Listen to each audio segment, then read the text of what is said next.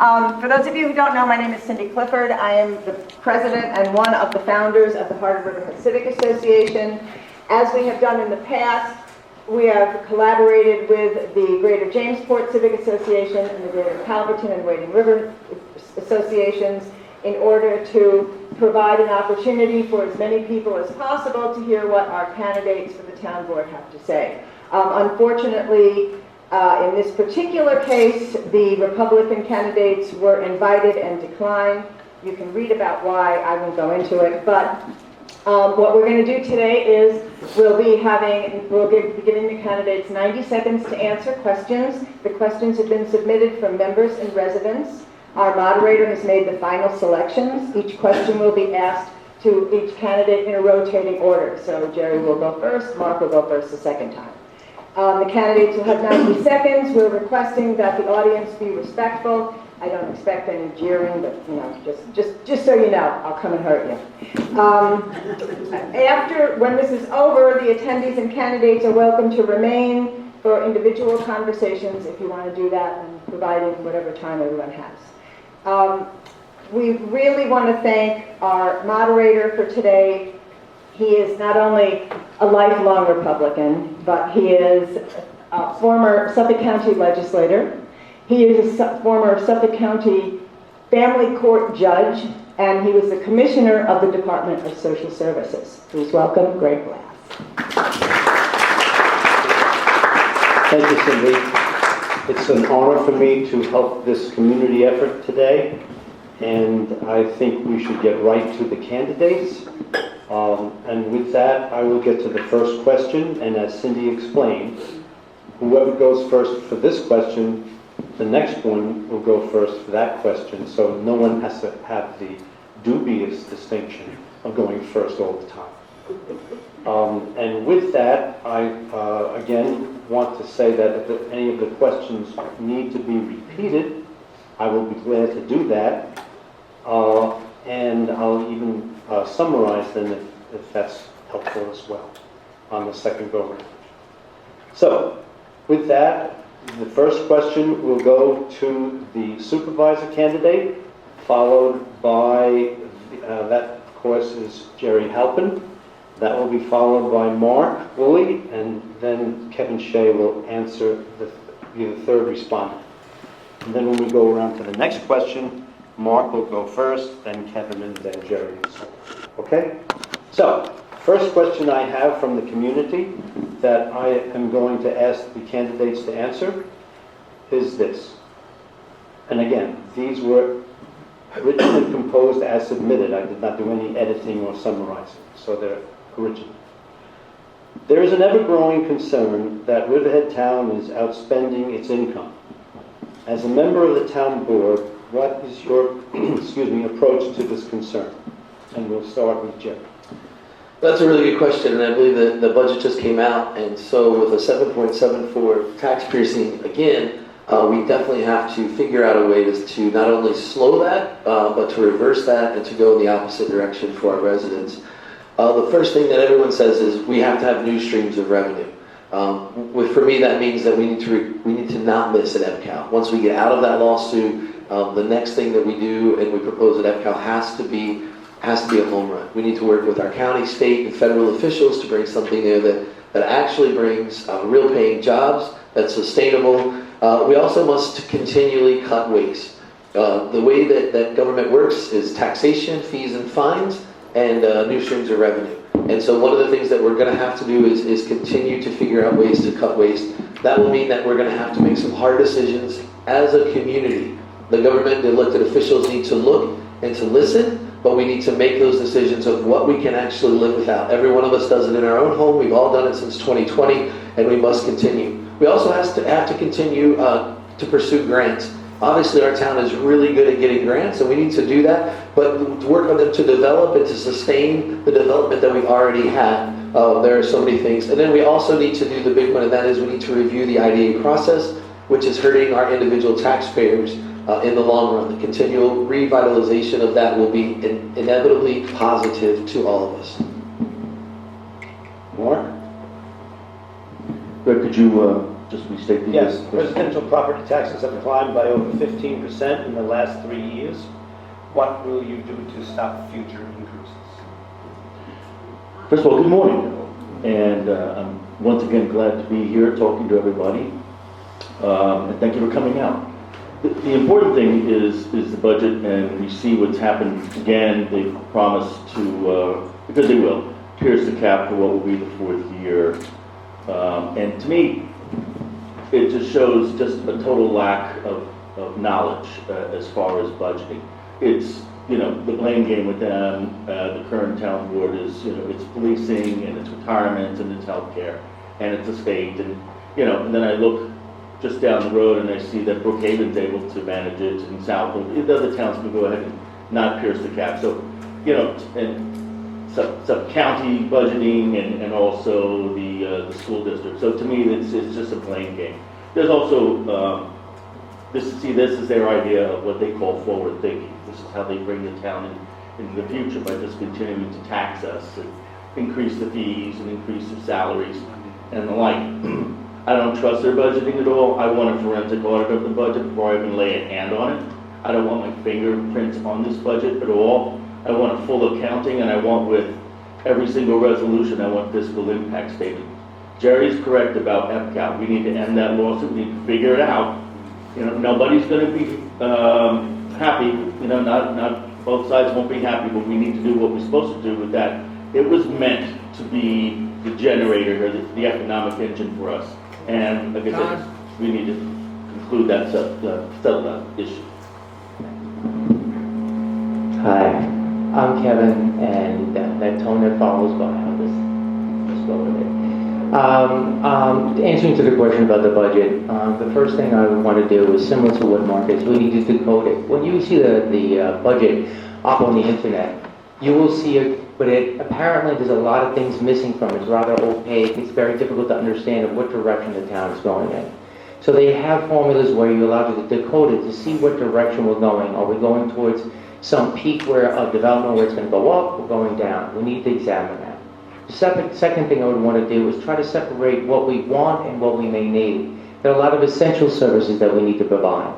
Another thing I'd want to do is, since we're going to be spending money, it says traditionally we don't tend to have in Riverhead any quarterly review of how our spending is going. I normally do that every month, saying we're spending too much on the plants at home or something else that we're doing. So I would say that we would spend our time making sure that every department has some sort of spending review, so we know what direction we're going within the year, so we can actually change direction. The next thing would be, I want to learn a way how we can share costs within our local districts as also outside in the regional area. There are many things that we do that basically overlap others, and it would be good. We actually have an instance where we get our gas, the school district is actually sharing the town of Riverhead's gas station. Something like that. That's it, I'm done, thank you. Very well. The next question was submitted as follows. Excuse me. There is a concern among many that single-family homes with multiple families residing in them impact our schools and our town resources. Do you agree, and if so, what would you do to address these concerns? And this time we will start with Mark.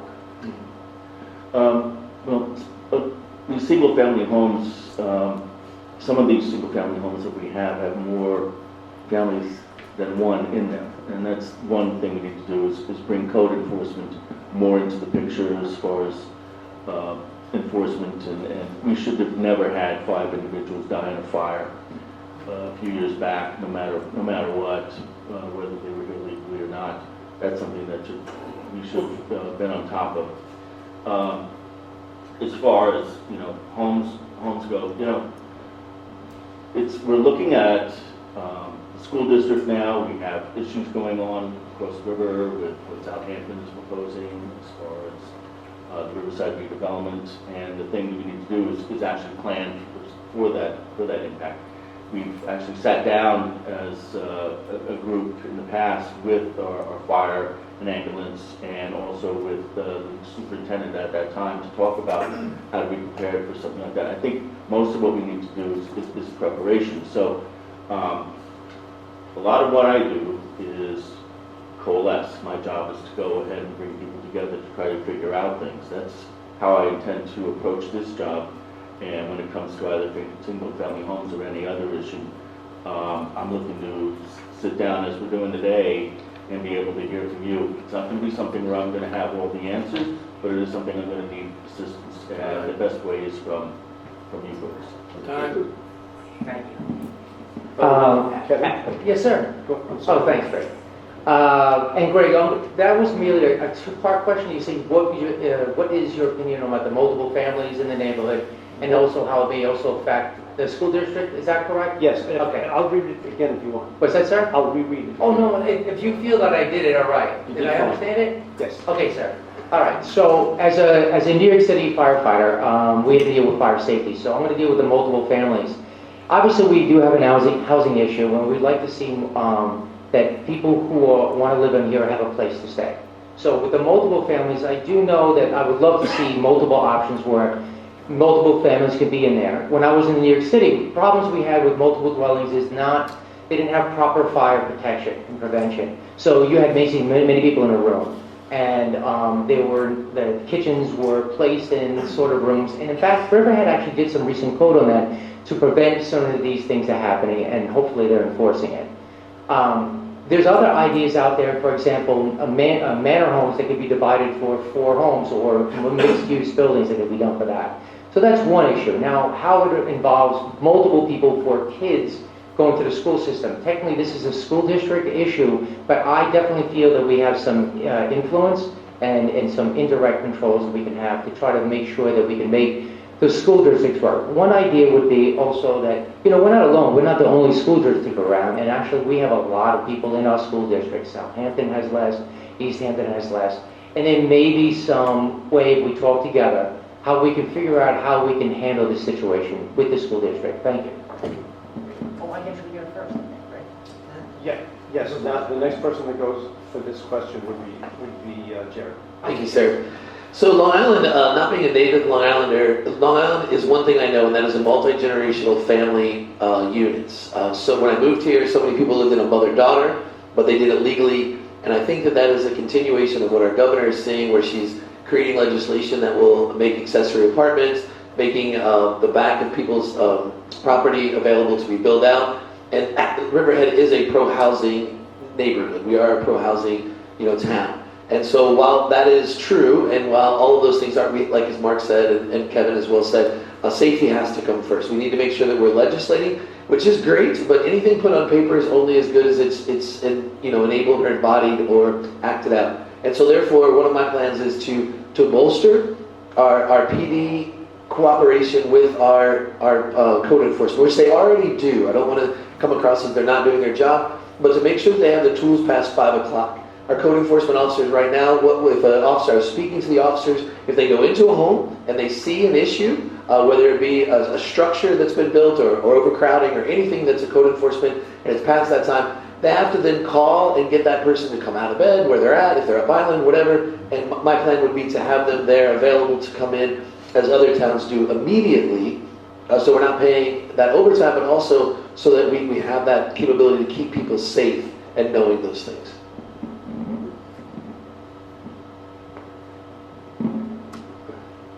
I think, Mark, you're next. Did you go first? Oh, no, next question, I believe, sir, right? Yes, that's right. Okay.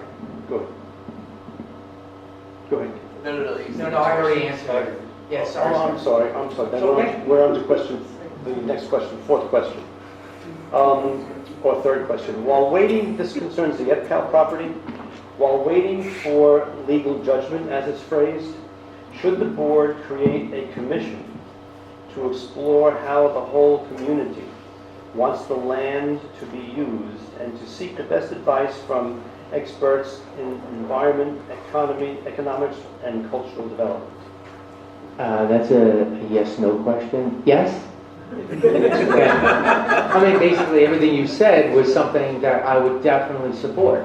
Mm-hmm. I mean, we're right now going to be put on pause. I don't know if everyone knows this, but for EPCAL, they're in the courts right now, what's going on to a large portion of our area. And so now it's on freeze. And then it may be on freeze for another couple of years, but that doesn't mean that we need to pause and thinking of some opportunities that we may have. Oh, sorry, if you didn't hear me, did everyone hear me, or do I? Okay, good. So that doesn't mean you don't pause and try to think of some think tanks, people that are inside the team, all stakeholders for the EPCAL Center, because this is a large area for us to take an opportunity to not only generate revenue, but also push that rural character that we really want to have in our town, right? We have a lot of wildlife habitat over there. There's so many ideas we can have in there that actually can make jobs that are cohesive, so that actually develop our community, make us work well together. That's all. Thank you. So I know that Riverhead has already enacted that they've created a small group of people that they had to work inside the fence, as they call it. But then when those people didn't come back with the answers that they want, a lot of them were sidelined, dismissed, or just ignored. And so if we're going to ask people for their opinion, then we need to listen to those opinions. And so we need to bring more people to the table. We need to bring different groups at different times. Also, my current opponent, one of the things that I see is the pattern book that we have downtown. The current pattern book that we have, once again, asks a lot of questions. But if you only ask certain questions, you're only going to get certain answers. And then we're building a 5-story building, which a lot of the people in our town have said they are specifically not for different reasons. So if we do ask questions of EPCAL, if we do take surveys, we need to make sure that there's a range of them and that we're not pointing a question to get the answer that we want, that we're actually listening to the people. But we are going to have to make tough decisions there. We're going to have to make hard-nosed decisions about what will actually be an economic generator for us, and that we need to bring those to a higher level than just our town. We need to make sure that we're working with the federal government to get strong contracts that will bring intelligent jobs here for people, and also to keep our young people here and some of our incredible scientists. I meet so many people that are retiring out here that are incredible scientists that can be put to work out there in those different areas.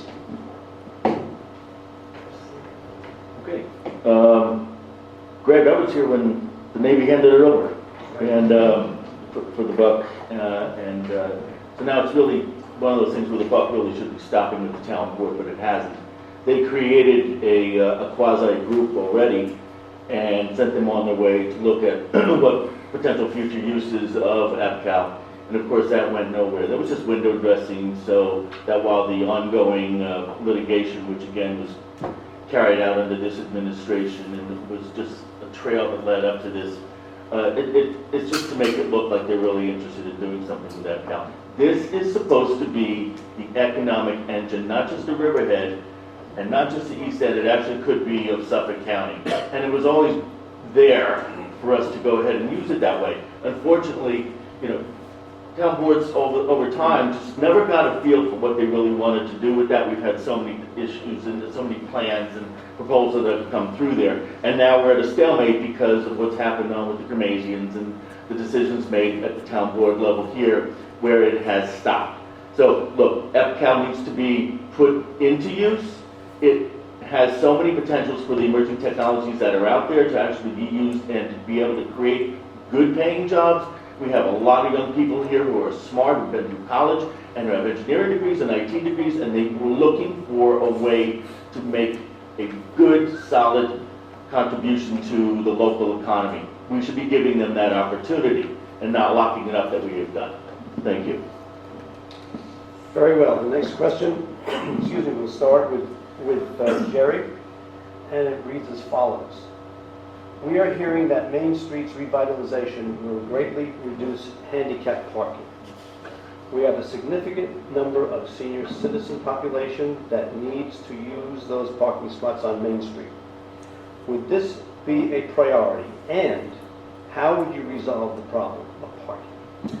Absolutely, it is a concern and an issue, and the people that live here will say we don't have enough parking. I've heard it from town officials that says that's a misconceived notion and that we have too much parking. And so when they're going to be narrowing Main Street and they're putting in, one of the questions specifically to the handicap parking is, we are putting in an adaptive park. An adaptive park is for those that are differently abled. And I, as a taxpayer as well as you, have had the question and asked the question, why are we reducing handicap parking if we're then therefore expecting to make something available to that population?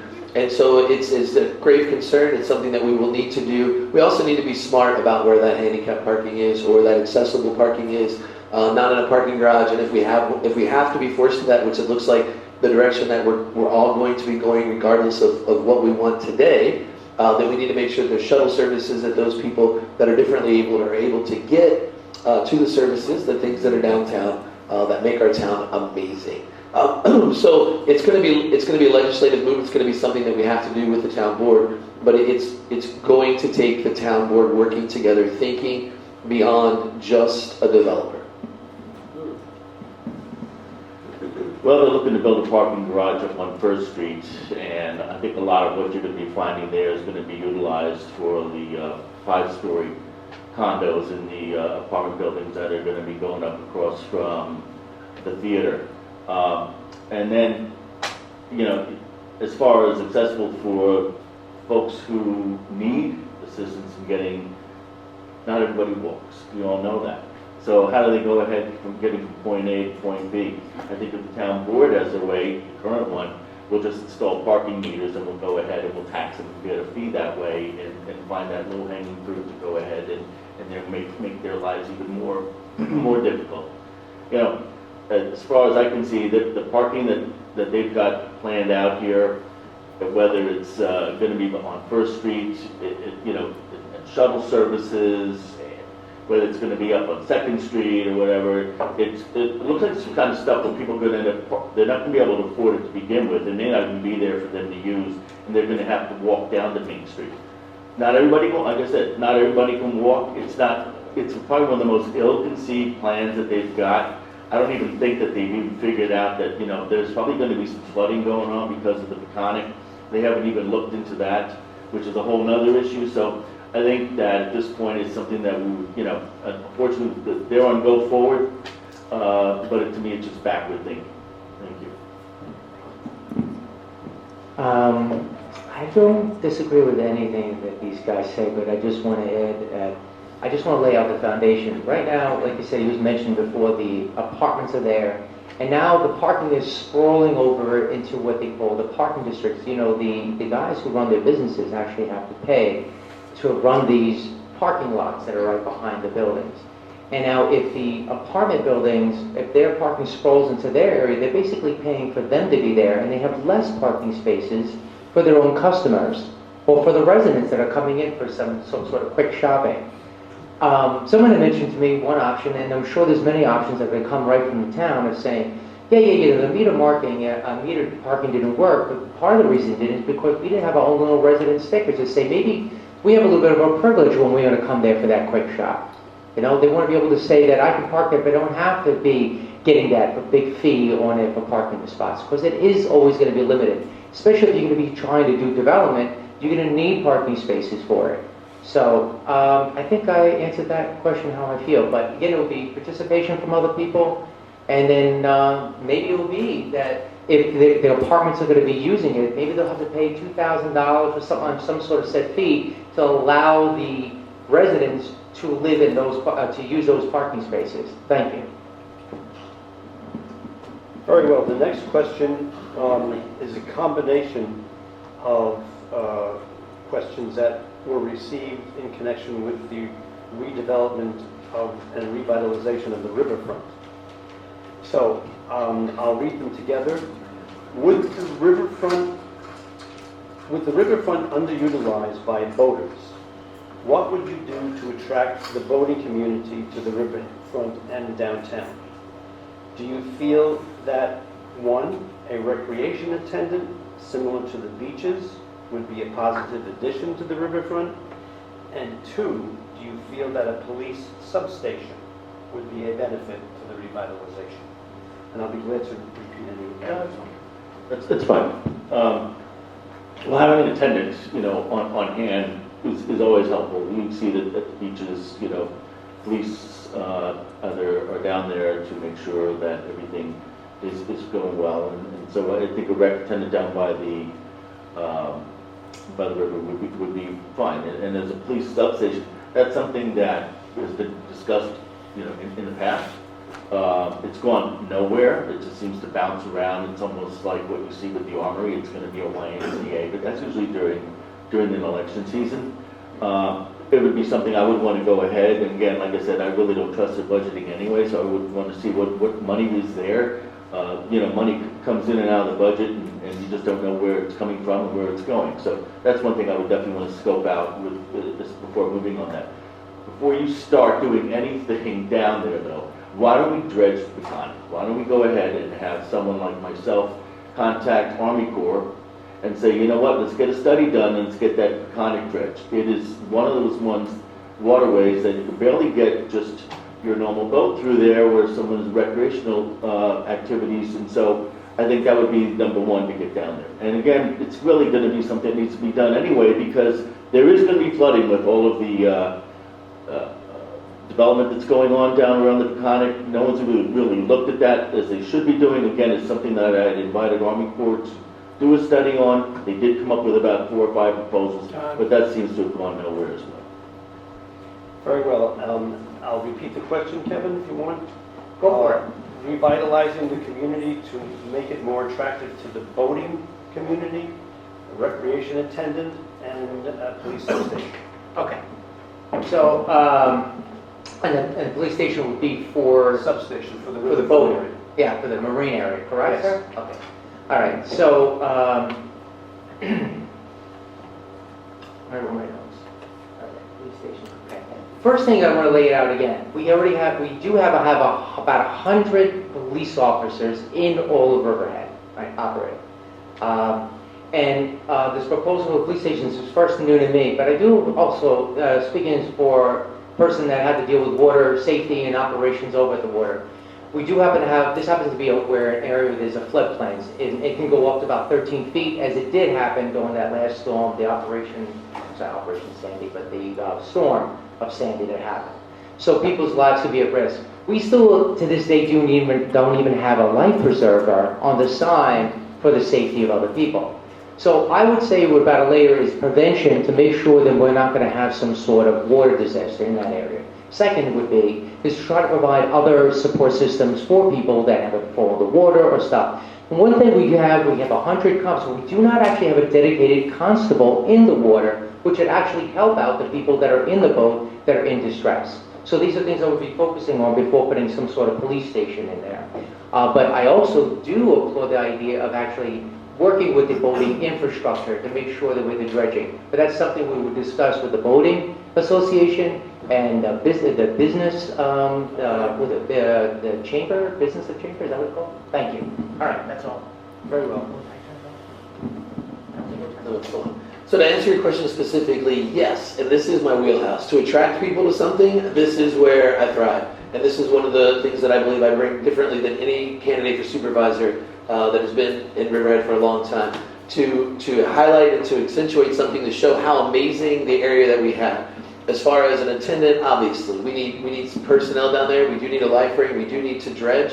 I have spoken to our PD when I met with them for the PBA, and we do have a bay constable. We have one full-time, but we do have miles and miles and miles of shoreline. So no matter where they are, they're not somewhere else. Other towns do have more than us. We do need to look at that. But we also, as far as a substation, that would require us to then put another sector there, meaning that we would have to have 4 people to man at all time. If we did not have those 4 people, we would have to pull them from somewhere else. And I'm not saying that's not possible, but we need to speak to the people that have been doing this for 25, 30 years in our police department and our law enforcement and our administration, and not sit here, and for me to say at least, Mark has a lot more experience in that area, for me to say that I could answer that eloquently or intelligently in depth. And so I'm going to listen to those people, bring them to the table, and make that happen. But yes, if we're not Kevin Costner, this isn't Field of Dreams, we build it, make a movie, walk away. If we're going to build something down there, we have to, that's why I've been saying, those of you sitting here and everyone else, we have to change that narrative, and we have to make sure that we do the best thing for our downtown to succeed. Very well. The next question, which will be starting responses with Kevin. We are all aware of heavy development pressures and the traffic, human-wildlife conflicts, such as vehicle hits of all species and loss of open space and vacant land. What would you look to do to protect open space, clean water, housing, and quality of life for residents? Okay. No, that sounds loud. We had a phrase in the 60s and until today, it's too good to lose. When I actually moved down here, I felt this was an awesome place. There was a lot of open space. When I would leave work in the city, it would be Manhattan. I'd drive down here, and for some reason, I don't know if it was my blood pressure or I just felt pleasant as I started getting closer and closer towards Riverhead. At the time, I had a basically vacant lot with tall grass, but it really calmed me down. And I was only assuming that most people here that live here had that same idea. It's quiet, it's spacious, a lot of open space, and services for them for recreation and wildlife habitat, you know. So one of my things that I would love to see if we can preserve that. So there's a lot of farms, a lot of vistas. So I would want to do it, and we actually have entities out there that are there to help us out. We have something called the Community Protection Fund. We actually have 3 other agencies. In fact, recently we just had some open space in Wading River that was preserved by 3 sources of funding that to get it done. So we have the means to do it, and we also have the will to do it. So I would like to, if I had more time, I would describe actually how we get the funds and how it works. But importantly, I would be able to support codifying a more robust program for the town development rights, so farmers can keep on doing their farming and not worry about a lot of things, and also having more open space available for us to enjoy it. I have no more time, but I have more time after this meeting. Yes, please. That's all right. We are all aware of the heavy development pressure and the traffic, human-wildlife conflicts, such as vehicle hits of all species, and loss of open space, vacant land. What would you look to do to protect open space, clean water, housing, and quality of life for residents? Well, quality of life is a tremendous thing, and every one of us that have lived on the East End for the past 5 years have seen that quality of life change in the wrong direction. From overcrowding of our streets to the exact things that you spoke of. Our development has to work first and foremost for the residents. Once we put one shovel in the ground, development is a cat chasing its tail. We will have to develop something to continue to grow our tax base to do that. That's the way the world continually works. But it also has to work for the residents first. It has to fit into the comprehensive plan, which we need to codify. We need to do the hard work. We need to put the labor in. We continue, you'll hear them say they've adopted the comprehensive plan. Yes, that is a great step and in the right direction. But we have to go ahead and finish the job, which is a plaguing thing in our government right now. We also need to make sure that our agriculture is protected. We need to work with them, but the question really dealt more with open space. And open space in Riverhead, we have 6,000 acres that are not preserved right now. And we need to do things, whether it's evaluating the TDRs, we need to make sure that, upstate, the IDA upstate worked, and what they did was one entire business built a park and preserved their open space next to it and built a park next to it. That was their community benefit for getting their IDA benefits. So there's a lot of things out there that we can do when we bring the right voices to the table, but codifying our comprehensive plan is imperative. It is difficult, it is challenging, and the citizens have to get on board to make sure that we're able to protect 30, 20 years, or 10 years at least down the road until another comprehensive plan comes. Riverhead Town is under so much pressure right now as far as open space is concerned. You could, take Route 58 off the list because there's no more open space there. They're basically paving over anything that used to be open space. I grew up in Riverhead and I've been here since '64, so I remember what that used to look like. So that's gone. Look at what's going on in Calverton now. You have a huge manufacturing proposal out there that's going to wipe out, more open space. Farmers are feeling pressure from development. They are not looking to do anything except to farm. They need to sit down with us and work out the TDR situation, which is broken, and try to put that back into play. But the best way to go ahead and make that happen is to actually listen to the farmers and let them tell us what needs to be done, and then take action from there. Open space, water protection, we've got PFAS in the water. I know that we've seen it out there, and particularly out at the Calverton property at the former Grumman site at Epcal. I've worked with Congress to go ahead and get funding for the folks who were drinking bottled water. The water was brown, and it was because of what happened there at Grumman. So I know what it takes to go ahead and try to drive funding towards us. That's something that needs to be done. I know we've got places down along Young's Avenue and whatnot. We're in another industrial areas where we're going to be finding PFAS, and, you know, something, that's another thing, you know, to focus attention to that. Our job here really is to sit with people and hear from them and then take action. A long time it's just gone by where we've allowed everything to pile up, and now we've got to go ahead and see how we can weed through it and manage this. I'm looking forward to doing that at the town level. Thank you. I already said it first. All right. I think we have other questions. The next question is more general. Of the issues facing the town at the present time, and in the next couple of years, how do your views differ from those of the incumbents? That is an excellent question, and there is a great divide there. One of the things that I want to make sure that I'm doing as the supervisor is bringing voices back to the table. I plan to move to allow people to bring their expression of freedom of speech back into the board meetings by allowing signs. I plan on moving to extend the time back. I want to hear from residents. I've had people tell me constantly that the current supervisor told him that there would be an open door policy, and that there is not an open door policy, that it is more closed door. It has been something that other people on the town board fought for, and the current supervisor has closed down. So my difference would be, I would say something like no more circus atmosphere in board meetings. Every resident has the right to ask questions, to express their opinions, even when those questions are pointed and opinions are critical. That's how democracy works. The crazy thing is, those are our current supervisor's words when he took office last year.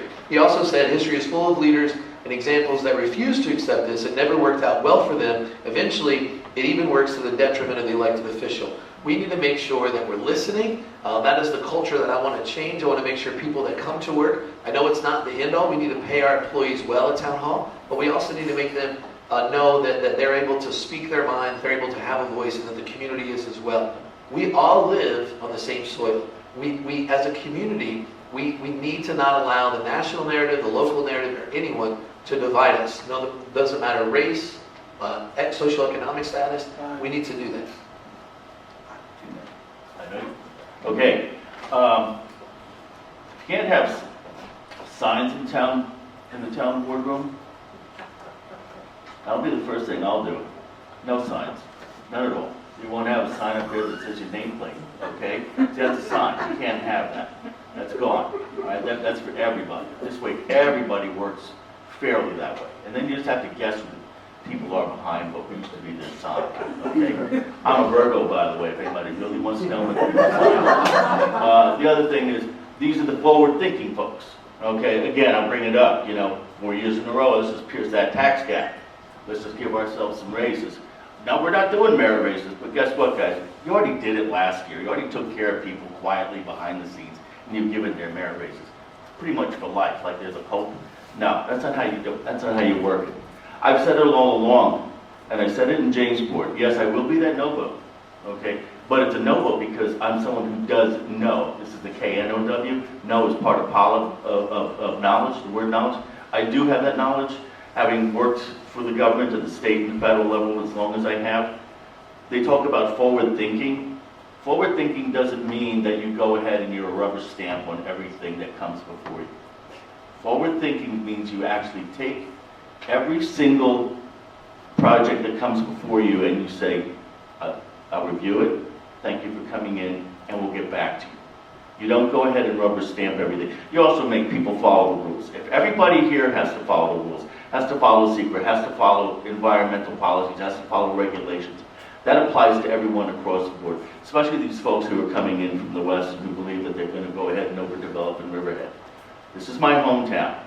For what's left of it, my job, as someone who does know, is actually to say no to these folks. Thank you. Thanks.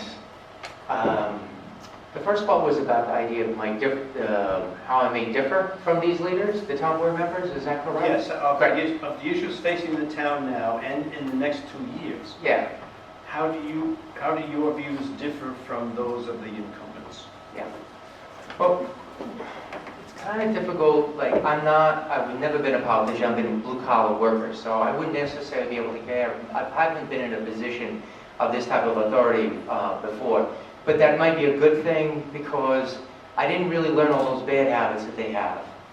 Not listening is one of them. And then the new decorum policy, their procedure was, how can I try to keep this, the people from causing, I think it was riling things up and inciting. So they went to a bunch of other boards and said, what was your policy? And then theirs was making it more restrictive. So they probably went to the wrong ones that I would want to go to. Because I was on the other end, I was the person trying to ask questions, and being restricted for what you can say and what you can do, not even being able to bring a bar chart and show it to people, that was restricted. So I would say that I would differ in that I would want to inform the public of any part of the decision-making process. If I would want to amend the decorum to allow for more stuff, now I also would want to prevent any meetings that deal with new development to be done until after 5 p.m. so people can attend it. 2:30 is just not acceptable. And then finally, I want to make sure we can air this on Channel 22 on any developments as they're going through the process, not just at some signal, some big thing saying, we're going to get it in, the resolution's today. I want to do it during the process. Thank you. That's it. I took my second. Sorry. Very well. We are now at the next question that will start with Mark's response. It was touched upon a little bit before. There has been much back and forth about the Industrial Development Agency and its future as a town agency.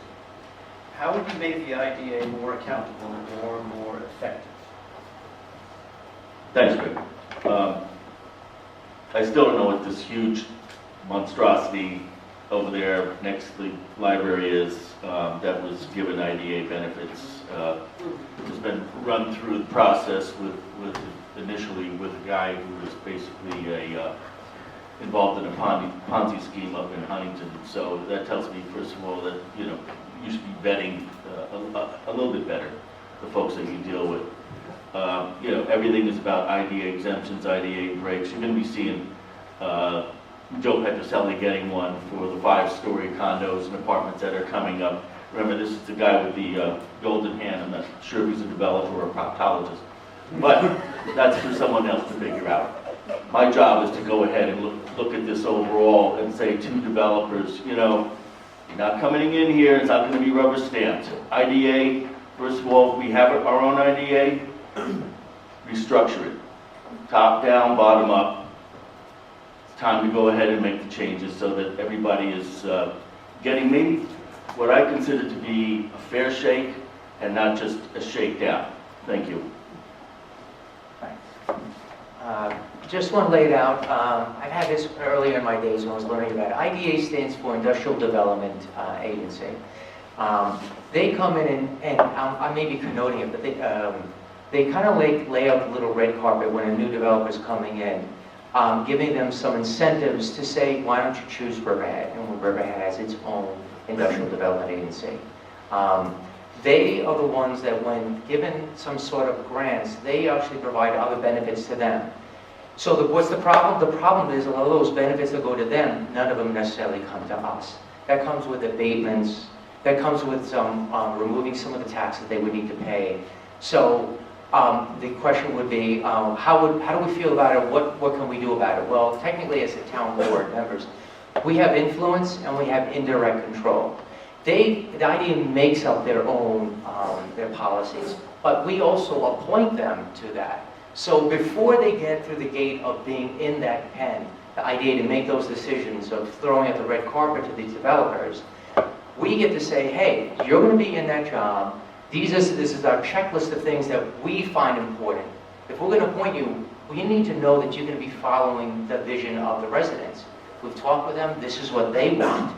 So before you setting up the red carpet for these people, make sure that the benefits are going to be coming to us and not just to them.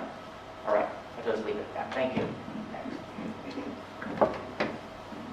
So the IDA was created to, much like the Empire Zone in Riverhead, was created to help initiate businesses in a blighted area.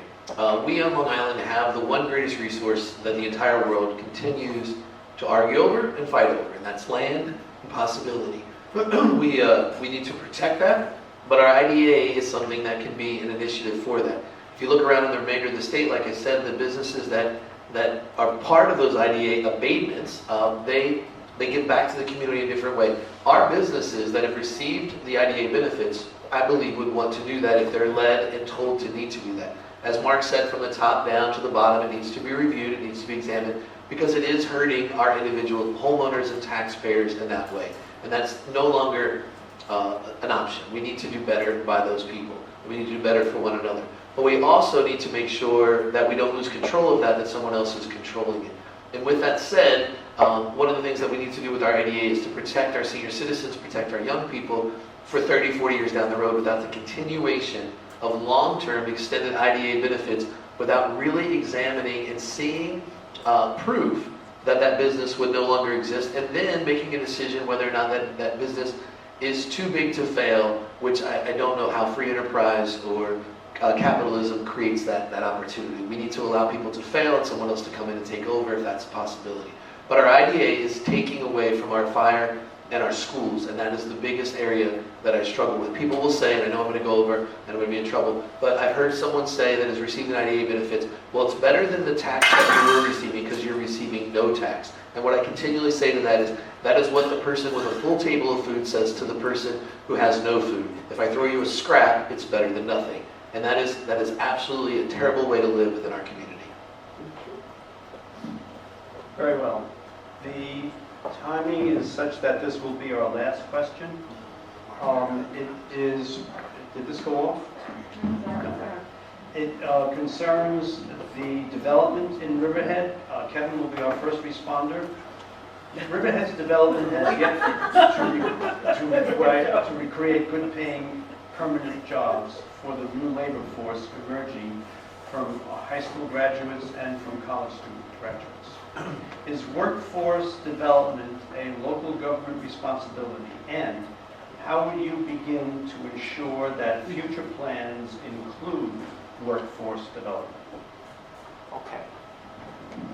I have to say, I've never been proposed a question in that way, and I'm going to work with this. I got the idea that we have a youth workforce. This is basically, in most cases, I think you're particularly interested in the workforce that are coming in from other schools or within our town, like our children.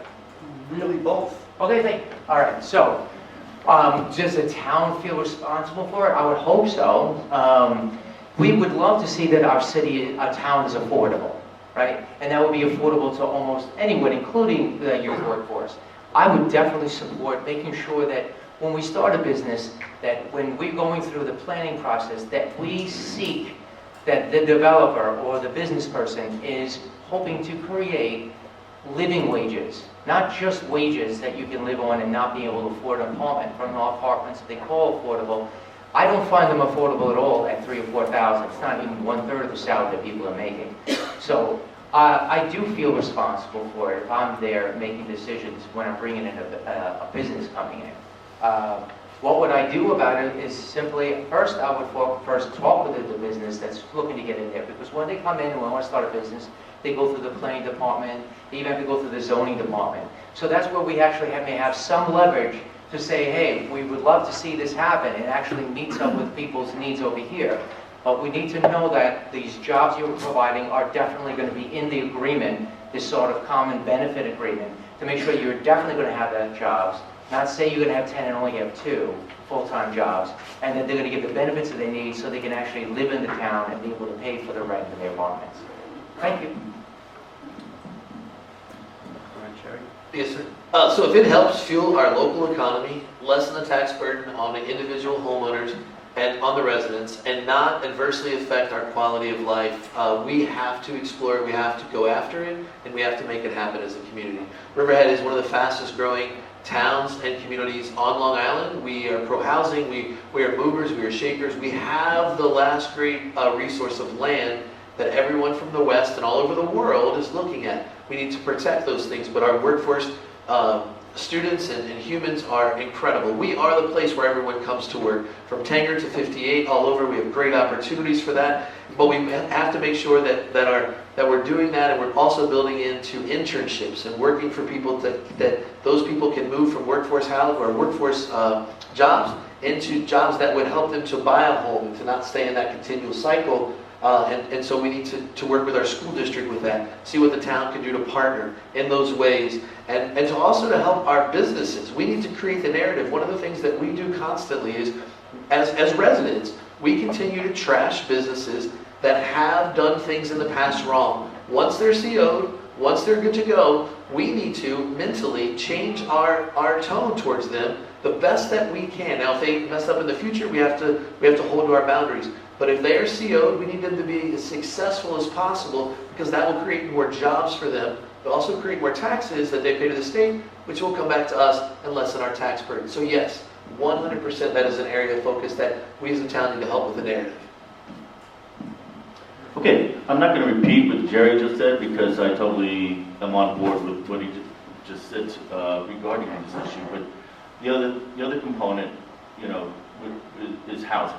And we talk about housing, they call it affordable or workforce or whatever. I happen to live in Glenwood, where it's a senior community, 55 plus. Why not have more manufactured housing here in the town of Riverhead? Or maybe it's for young people who are looking to be first-time home buyers in the 30 to 50 range. Why not actually look at other types of, and I've started to think about this, creative housing, such as the 3D printed housing. You're starting to see that out there. It's concrete, it's less costly, the rates as far as insurance are less.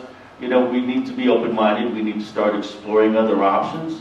I think that's a way to look at it. I've got 5 children between my wife and myself, and 4 are not here. We have 3 in Florida, and I have 1 out west, and we've only got 1 here. It would be great to have the children around and actually work here, but they weren't able to go ahead and find the types of jobs, and they weren't able to go ahead and afford the housing that is here.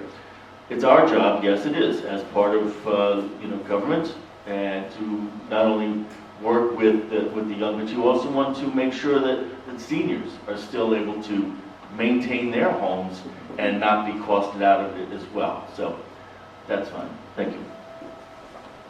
That concludes the questions. There were a number I would like to have asked that the authors of those questions are here. Certainly meet with the candidates after the session is over and discuss them with them.